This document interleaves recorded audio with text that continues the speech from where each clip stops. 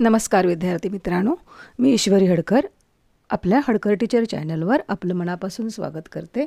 तर आज आपण ग्रामरचा लेक्चर नंबर 7 घेणार आहोत। इंग्लिश ग्रामर जे आपण चालू केलं आहे त्याचे लेक्चर नंबर 7 घेणार आहोत।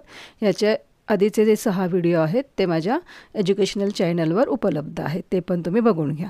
आणि ज्यांनी चॅनलला सबस्क्राईब नाही केलं आहे त्यांनी पटकन चॅनलला सबस्क्राईब करून टाका, शेअर करा, कमेंट पण करा आणि बेल आयकन प्रेस करून ठेवा जेणेकरून माझे इतर व्हिडिओचे नोटिफिकेशन तुम्हाला मिळत राहतील।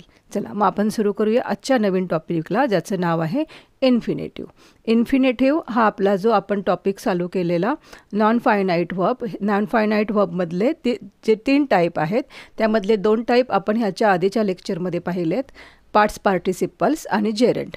त्याचा हा तिसरा प्रकार आहे इन्फिनेटिव्ह। इन्फिनेटिव्ह म्हणजे काय, तर एकदम साधं सोपं base form of the verb, म्हणजे जो वर्ब आहे त्याचा बेस फॉर्म। आपण टेन्स शिकताना बघितलोय ना, V1 V2 आणि V3, म्हणजे जो V1 आहे ह्या जर फॉर्मॅटमध्ये तुम्हाला सेंटेन्समध्ये वर्ब दिसलं आणि तर जर तुम्हाला विचारलं identify the infinitive from the sentence, तर त्याचा आन्सर असणार आहे तो base form of the verb. जास्त करून हा जो base form of the verb किंवा first form of the verb असतो ना, तो सेंटेन्समध्ये टू ने जोडलेला असतो। 2 plus base form of the verb असं ह्याचं फॉर्मॅट आहे। म्हणजेच काय, to work, to talk, to write, to play, अशा प्रकारे। आता मी इथे काही एक्झाम्पल्स घेतली आहेत बघा। Base form of a verb means infinitive, first form of the verb म्हणजेच आपण त्याला V1 असंही म्हणतो। 2 plus base form of the verb म्हणजेच example to play, to eat, to run. They are not use as a verb in the sentence. आणि अधिक माहिती हवी असेल तर काय, ते सेंटेन्समध्ये वर्ब म्हणून नाही वापरले जात, तर सेंटेन्समध्ये त्यांचा उपयोग नाऊन, ॲडजेक्टिव्ह किंवा ॲडवर्ब सारखा केला जातो।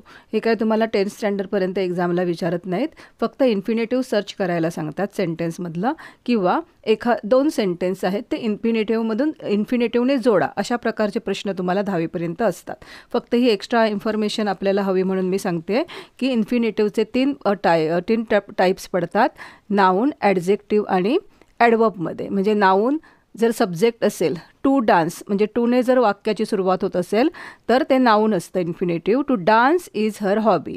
Adjective I told you to wait. आणि adverb she ready to go to market. अशा प्रकारे 3 प्रकारामध्ये तुम्हाला इन्फिनेटिव्हचे प्रकार आहेत। इथे टू डान्स हे इन्फिनेटिव्ह झालं, इथे टू वेट हे इन्फिनेटिव्ह झालं, आणि इथे टू गो हे इन्फिनेटिव्ह झालं। म्हणजे आता तुम्हाला समजलं ना की वाक्यातलं इन्फिनेटिव्ह ओळखणं किती इझी आहे।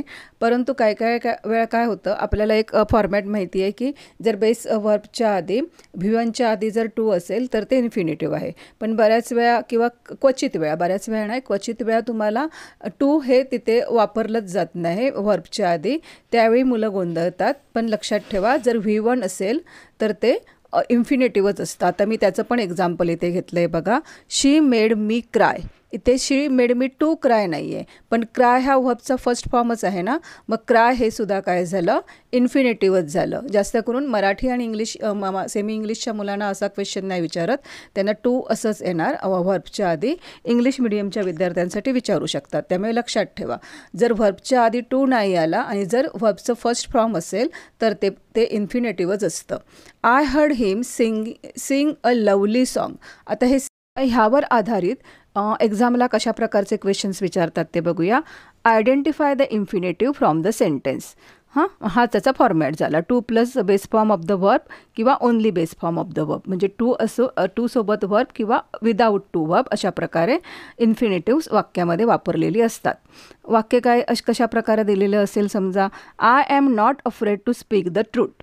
आता ह्यामध्ये बघा V1 कुठे आहे, ॲक्शन वर्ड काय आहे, तो स्पीक, आणि स्पीकला टू लागलं आहे, मग आन्सरमध्ये कसं लिहायचं, टू स्पीक इन्फिनेटिव्ह, अशा प्रकारे ह्याचं वाक्य लिहायचं। पुढचं बघा, India expect every man to do his duty. मग टू डू हे काय झालं, इन्फिनेटिव्ह झालं।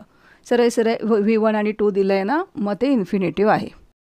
This is too heavy to lift. इथे टू लिफ्ट हे काय झालं, इन्फिनेटिव्ह झालं।